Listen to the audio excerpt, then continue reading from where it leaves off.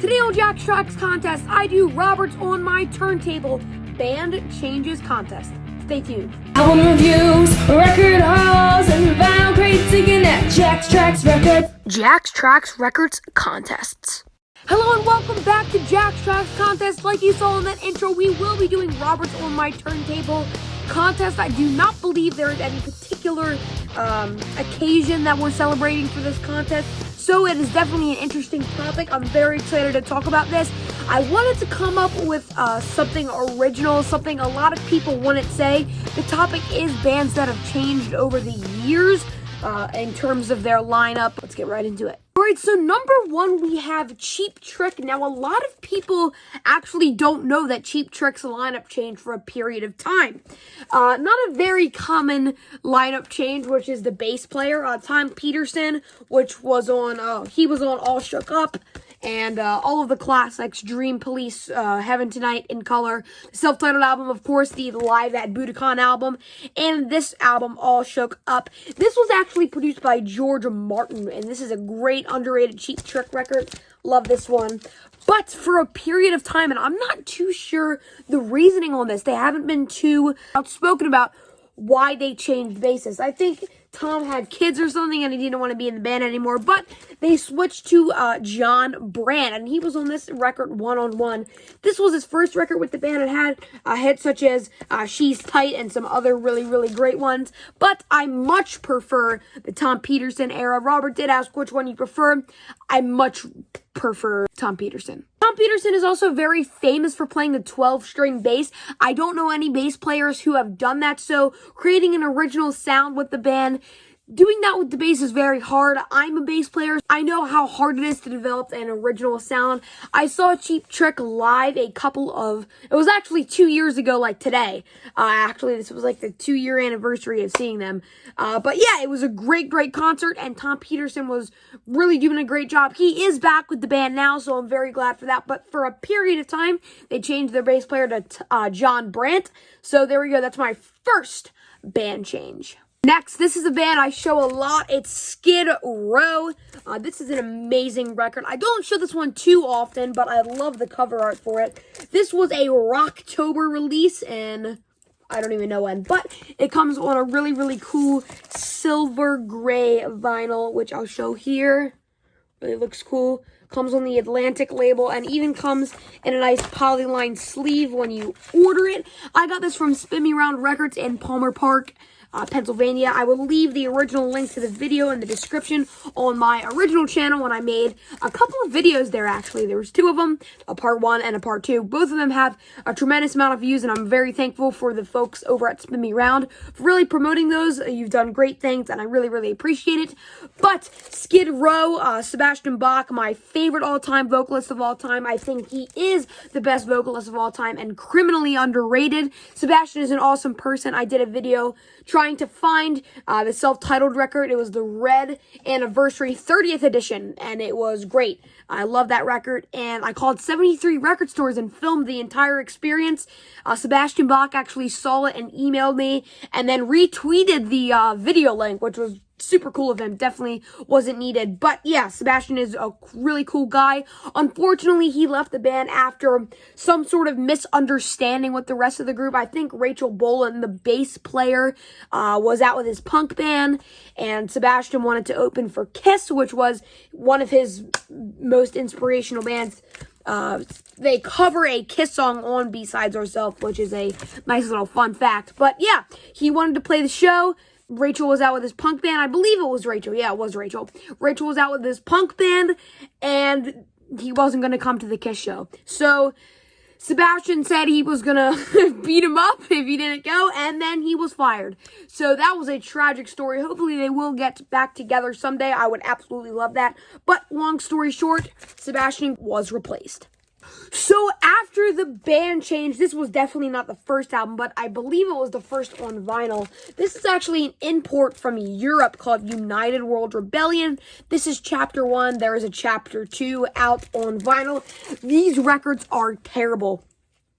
Johnny Solinger is the new lead singer. Don't like his voice at all. Yeah, they really screwed up by firing Sebastian, in my opinion. They could be touring arenas right now, but unfortunately they're not because this guy is not up to par with Sebastian at all. The band doesn't sound good anymore, and it's just kind of sad if I'm being honest, but this record is pretty bad. If you're thinking about purchasing on vinyl, I personally wouldn't recommend it. The only reason I own it is because I'm a Skid Row fan, really a Sebastian Bach fan, so I don't really know why I own this. Maybe I'll sell it, but it's just cool to have as a Skid Row fan. So, yep, really wouldn't recommend the music on it. But yeah, Sebastian Bach replaced by Johnny Solinger. I much prefer Sebastian Bach. All right, number 3. This is probably a popular one. This is Kiss. This is the original lineup with Peter, Chris, Paul, Stanley, Gene Simmons, and Ace Frehley. This is my preferred lineup. I love this band. Not my favorite of all time. I don't own many records by them. I think I have the debut, Hotter Than Hell, the one I'm about to show, Love Gun, Destroyer, Rock and Roll All Over, a couple other ones. I don't have a lot of the later stuff, but I'm really into the earlier stuff. My favorite album by Kiss is the debut album, which of course has the original lineup. Love Gun is one of my favorites as well. I think this record is really underrated in terms of Kiss. I mean, definitely Kiss is not an underrated band by all means, but a lot of people are going to be talking about Destroyer or Dress to Kill or some of that stuff. I haven't heard a lot of people talking about Love Gun. I personally really like this record. It comes with a little cardboard gun with the reissues. The originals originally came with it, but a lot of them are still not intact. Mine never came intact, which is kind of sad, but I got this for like $5 somewhere. Forgot where it was. Record's in pretty solid shape, and I love spinning this. It's a great record, but yeah, this has the original lineup, and then we move on to the later stuff. This is a record called Animalize. This is one of my least favorite by Kiss. Has Mark Norton on it on guitar and Eric Carr on drums. Not the best lineup ever. Probably, if I'm being honest, my least favorite lineup of Kiss. But yeah, it's an okay record. They switched members so often. There was like a different, this 80s period, this mid to late 80s, they were switching band members every other album. It was impossible to keep track, but it's okay. I mean, yeah, I would probably rate it like a 5 to 6, but yeah, Love Gun is great. The debut is great, and some of those other really early ones I really love. Definitely like the earlier ones better, but yeah, we went from Love Gun to Animalize. Alright, so number 4, we have James Gang. I love this record. I actually overplay this record, but it's a really great one. I love the rhythm section on this.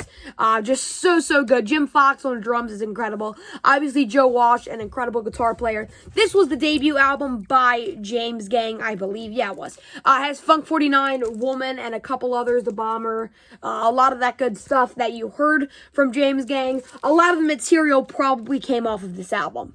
This, on the other hand, isn't bad. It's not bad at all, but I definitely prefer the original. It doesn't have Joe Walsh on it at all, which kind of defeats the purpose. It has Dominic Tree something. I don't really know the name too well. But yeah, it still has Jim Fox on drums, which is always fun. Dale Peters is on this. So some really good musicians. It's a great record, but I've got to go with the original, and that's what I'm noticing with the majority of these. I like the original lineups much better, and I think there's some good reasons for that. When we listen to a band for the first time, it's usually going to be the original lineup, and we get used to that audio in our head almost, and that's what we think of when we hear the band. So when they switch it up with the band members and you're getting a whole new sound, you almost want to go back to the original lineup. So, I don't know. I think everybody kind of has the same opinion on that. But yeah, James Gang is a good example of a killer new version of the band, but the original still beats it by a mile. So there we go. Number 4 would have to be James Gang. I wanted to go with some that Robert didn't mention, but I was really running out of ideas, and I had to go with these guys because this lineup change is almost the most historical in music history, and it's AC/DC. This record, If You Want Blood, has Bon Scott on vocals. Love his voice. I don't know, a lot of people hate on AC/DC. The songs sound the same. Bon Scott and Brian Johnson's voice are terrible. I don't actually believe that. Maybe all the songs sound the same. But it's not that big of a deal to me. I'm still a huge fan. If You Want Blood is a killer live album with Bon Scott on vocals. He's tragically passed away and was replaced by Brian Johnson. This record, for those about to rock, I didn't want to go with the same ones that Robert did. Robert went with Highway to Hell and Back in Black. A lot of people are more familiar with the Brian Johnson side, which is a really rare coincidence. If we're talking about original lineups and then the newer one or the modern one, usually the original one is more famous. I would say more people would recognize the material of the later AC/DC because of course, Back in Black, which is one of the best-selling records of all time.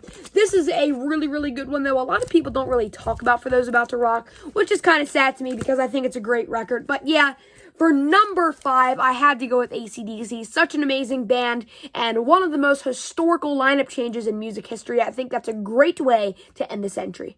And that concludes this episode of Jack's Tracks Contest. Thanks so much to Robert for setting up this amazing contest. Robert has an incredible channel. I will leave the link below in the description. Go check out Robert. Also, I will leave the link to my original channel, which is always left in the description. So, as always, thank you so much for watching this episode of Jack's Tracks Records Contest.